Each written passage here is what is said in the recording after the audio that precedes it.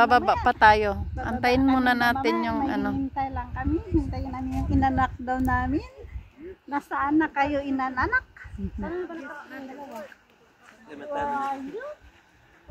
Andito kami sa pumunta na. Asan na ba sila? Baka layo-layo pa kaya. Malayo pa eh. Kanina magkasunod lang tayo ah. Magkasunod lang tayo. Magbibicture naman, tapos Solo muna ako. Oh, sige, solo ka Solo muna. muna. Sige, solo. Tinahayos Sige, patayin ko muna to. Sige, mamaya na.